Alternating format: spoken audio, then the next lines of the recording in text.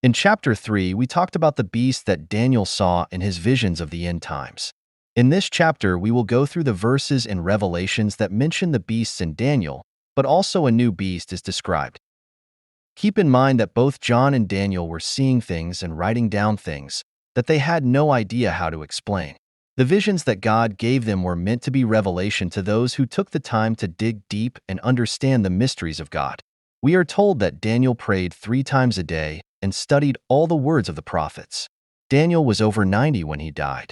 These revelations of prophecy are not meant for the casual reader to grasp. As Jesus told the disciples, he preached in parables that seeing, they might not see. Luke 8 verses 9 to 10. Then his disciples asked him, saying, "What does this parable mean?" And he said, "To you it has been given to know the mysteries of the kingdom of God, but to the rest it is given in parables, that seeing they may not see, and hearing they may not understand." This beast that rises out of the sea has 7 heads, 10 horns, and crowns. The sea represents a large multitude of people or a nation. The 7 heads are perhaps 7 countries, with the 10 horns being 10 different kings over them. The name blasphemy on their heads probably means they serve a false god, but also, they are actively hostile to God's people. Revelation 13 verses 1 to 2. Then I stood on the sand of the sea. And I saw a beast rising up out of the sea, having 7 heads and 10 horns, and on his horns 10 crowns, and on his heads a blasphemous name. Now the beast which I saw was like a leopard, his feet were like the feet of a bear, and his mouth like the mouth of a lion. The dragon gave him his power, his throne, and great authority. The descriptions of the different beasts are symbolic. This beast is like a leopard, a bear, and a lion, and it will share the characteristics of the nation it represents. The 7 heads represent authority. The horns represent power. The crowns represent victories. A leopard is fast, cunning, and stealthy. Greece was known for philosophy, mathematics, astronomy, and medicine. They were the deep thinkers who created complicated strategies and developed new ways of warfare. A bear's paws are strong with claws used to dig, rip, tear, and destroy. One blow from a bear's paw can kill a full-grown deer. Bears are surprisingly agile and careful in their movements. Like a bear, the brilliant military strategist Cyrus conquered the Medes king, then integrated the tribes to form the Medes and Persians empire. A lion has a very powerful jaw to rip and tear raw meat. A lion's roar can be heard up to 5 miles away, and it is the loudest of the big cats. Lions are known for self-confidence and courage. The Babylonian Empire was known for making laws and governing people without revolt. The fact that this beast is like these others generally means that the beast had the qualities of these past nations. Consider then if the dragon is like Rome. Rome was focused on destroying God's people, both Christian and Jews.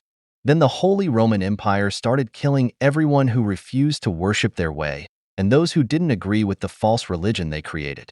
In the tribulation, the Antichrist will be using the power of Satan to set up a false religion and will kill anyone who refuses to worship him and therefore Satan.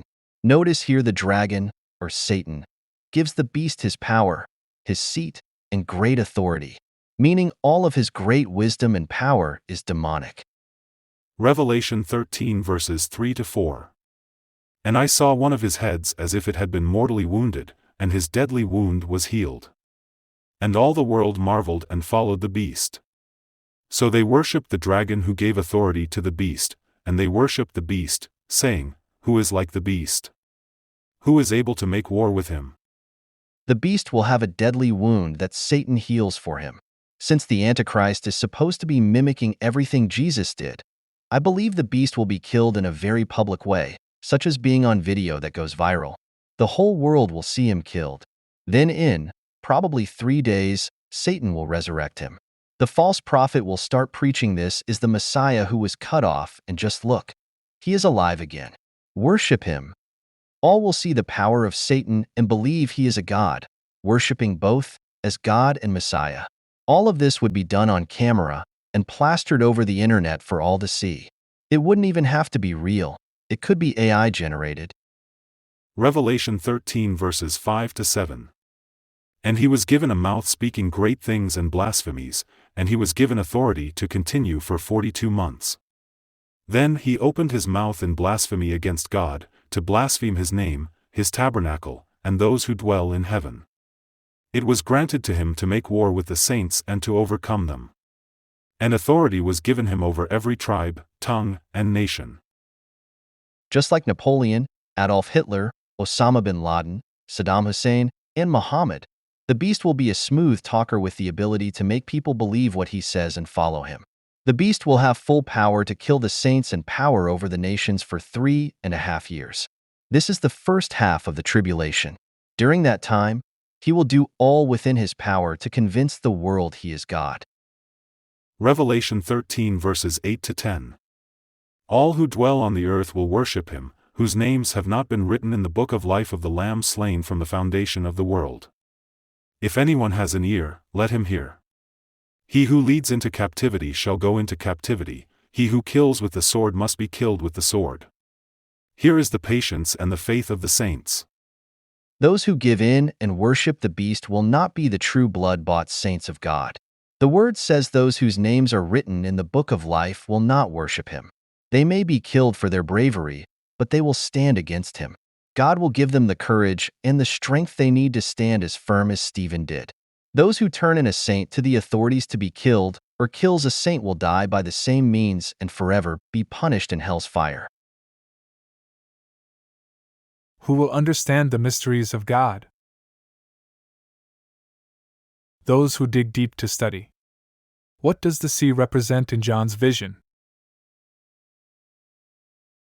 A multitude of people or a nation. The descriptions of the different beasts are what? Symbolic. Whose power will the Antichrist be using in the tribulation? Satan's power. Who will not worship the beast? Those whose names are written in the book of life.